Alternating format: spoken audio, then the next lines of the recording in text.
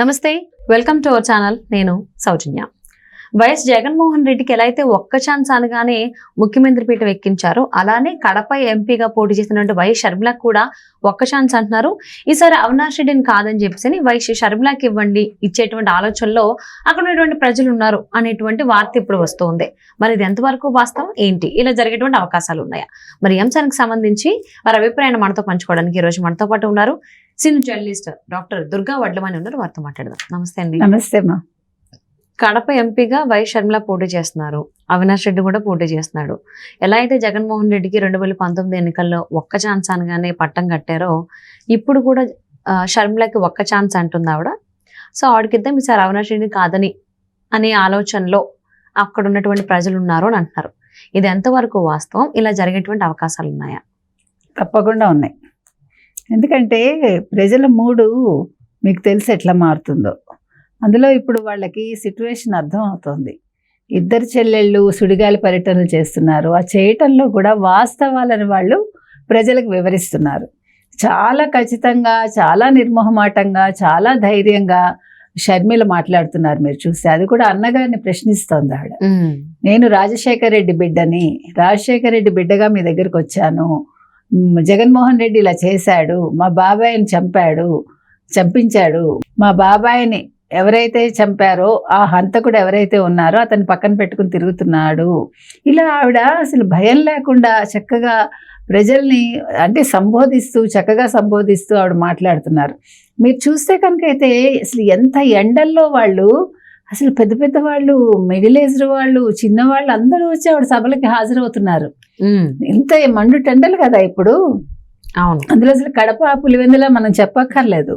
అయితే మీరు చెప్పినట్టుగా ఒక్క ఛాన్స్, ఈ పదం ఎవడు కనిపెట్టాడో కానీ ఈ ఒక్క ఛాన్స్ అనే పదంతో జగన్మోహన్ రెడ్డి 2019 నుంచి 2024 వరకు దోచుకున్నాడు ఆంధ్రప్రదేశ్. ఖడ్గం సినిమాలో సంగీత చెప్తారు ఈ డైలాగ్. యాక్చువల్లీ అలా ఫేమస్ ఒక్క ఛాన్స్ అనేది. అది జగన్మోహన్ రెడ్డి వాడాడు 2019 ఎన్నికల్లో. ఇప్పుడు షర్మిల వాడుతున్నారు. సో అది ఆ ఖడ్గం సినిమా హిట్ అయింది. కానీ ఈయన ముఖ్యమంత్రి అయినప్పటికీ ఆంధ్రప్రదేశ్ మాత్రం అప్పుల్లో ముంచాడు. ఇప్పుడు రేవంత్ రెడ్డి గారు అలాగే ఒక ఛాన్స్ అంటూ వచ్చాడు ఆయన. ఓకే, ఆయన రావడంలో కూడా అర్థం ఉంది. ఇప్పుడు రేవంత్ రెడ్డికి ప్రజలు పట్టం కట్టారంటే వాళ్ళు దొరపాలంతా విసిగిపోయారు. కేసీఆర్ మీద అందరికీ ఒక ఎవర్షన్ వచ్చేసింది. కేసీఆర్ అనుకుంటున్నాడు నేను ఇంకా ఏదో ఉద్యమ నాయకుడిని, నాకేదో ఇది ఉంది అని. నీ ఉద్యమం వేరు, నువ్వు రాజకీయ నాయకుడిగా మారడం వేరు. ఆయన ఉద్యమ నాయకుడి దగ్గర ఆగిపోయాడు మీరు గమనిస్తే. అందుకని రేవంత్ రెడ్డి చాలా తక్కువ సమయంలో కాంగ్రెస్ తరఫున వచ్చి తను ముఖ్యమంత్రి అయ్యాడంటే అది స్వయం కృషి అయింది. అంటే తను ప్రూవ్ చేసుకున్నాడు. ఆయన ప్రతి అడుగులోనూ ప్రూవ్ చేసుకున్నాడు. ఇంకొకటి, రేవంత్ రెడ్డి దగ్గర ఉన్న గొప్పతనం ఏంటంటే అసలు కాంగ్రెస్లో కలిసి నడవడం అనేది కుదరదు. అందరూ ఎవరికి వారే యమునా తీరే. ఇంకొక విషయం, ప్రతివాడు నేనే సీఎం అనుకునే స్టేజ్ నుంచి రేవంత్ రెడ్డి సీఎం అనే ఒక మాటను చెప్పించుకోగలిగాడు. ప్లస్ పెద్దవాళ్ళందరికీ మర్యాద ఇచ్చాడు. ఆయన మర్యాద ఇచ్చుకుని వాళ్ళని కలుపుకుని వెళ్తున్నాడు. అందుకని రేవంత్ రెడ్డి సక్సెస్ అయ్యాడు. వేరేజ్ కేసీఆర్ ఇంకా అహంకారం పోలా.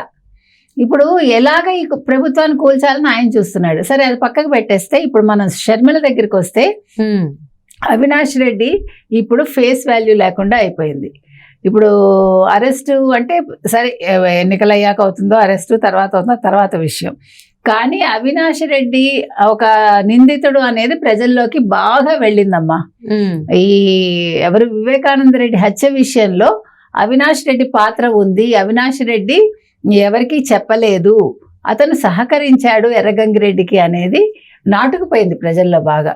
ఇప్పుడు భారతీరెడ్డి వచ్చినా ఒకటే, సమతారెడ్డి వచ్చినా ఒకటే.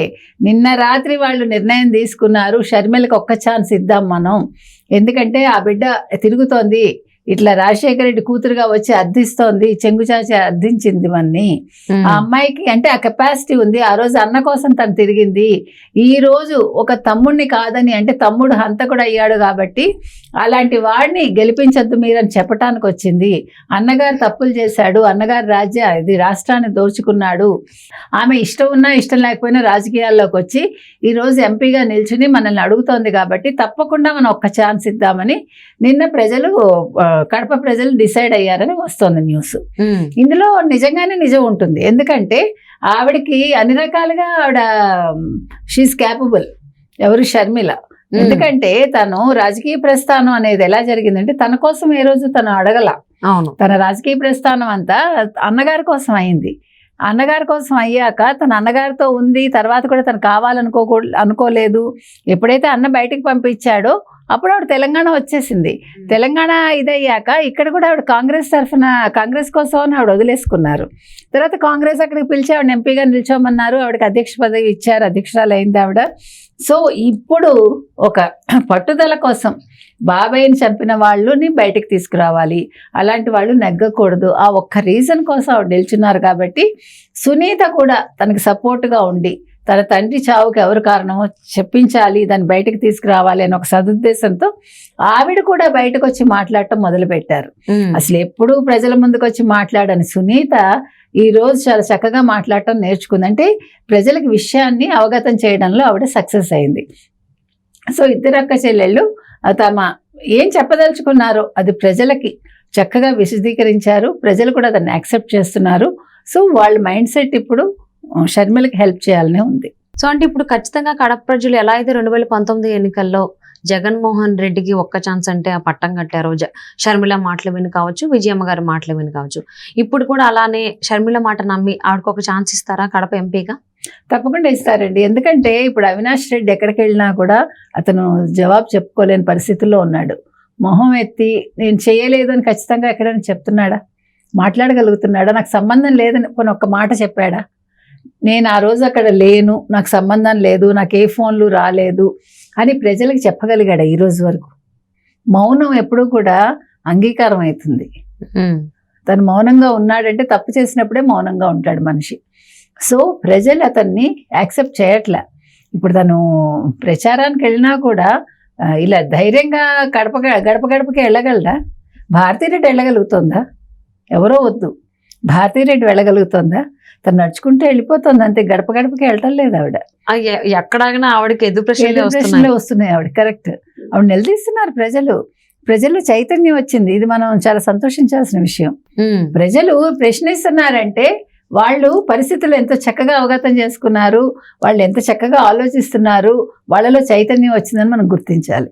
ఇది అందులో ఎస్పెషల్లీ ఇప్పుడు ఓట్లు వేసే సమయం కాబట్టి అప్పుడు వాళ్ళు సరైన నిర్ణయం తీసుకుని తమ ఓటు హక్కుని వినియోగించుకుంటారు. ఇదే కావాల్సింది. అంటే జగన్మోహన్ రెడ్డి ఒకానొక సభలో ఆయన ఒక మాట అన్నారు వివేకానంద రెడ్డి హత్యకు సంబంధించి. సో బాబాయ్ని ఎవరు చంపారు బాబాయ్కి తెలుసు, కడప ప్రజలకు తెలుసు, ఆ పైన నా దేవుడికి తెలుసు అని చెప్పేసి. అంటే కడప ప్రజలకి ఎవరు చేశారో తెలుసు కాబట్టి ఒక్క ఛాన్స్ అని చెప్పేసి షర్మిల మాట నమ్ముతారా అయితే? తప్పకుండా. ఎందుకంటే ఆయన పాపం ఏ ముహూర్తానన్నాడో, చిన్నాన్నని చంపింది ఎవరో చిన్నాన్నకి తెలుసు, పైన దేవుడికి తెలుసు, ఈ కడప ప్రజలకు తెలుసు అని. అప్పుడు కడప ప్రజలు కూడా ప్రశ్నించారు, మరి నీకు తెలియదా, నువ్వు కడప ప్రజానీకమే కదా, నువ్వేమైనా బయట నుంచి వచ్చావా అని. అందుకని కడప ప్రజలకి తెలుసు కాబట్టే వాళ్ళు చక్కగా ఆలోచించి షర్మిలకి వాళ్ళు ఓటు వేసి తీరుతారు. సో మరి షర్మిల ఒక్క ఛాన్స్ అంటున్నారు కాబట్టి మరి కడప ఎంపీగా కడప ప్రజలు ఒక్క ఛాన్స్ ఇస్తారా షర్మిలకి ఏంటనేది చూద్దామండి. థ్యాంక్స్ సో మచ్ దుర్గా గారు. Okay, thank you.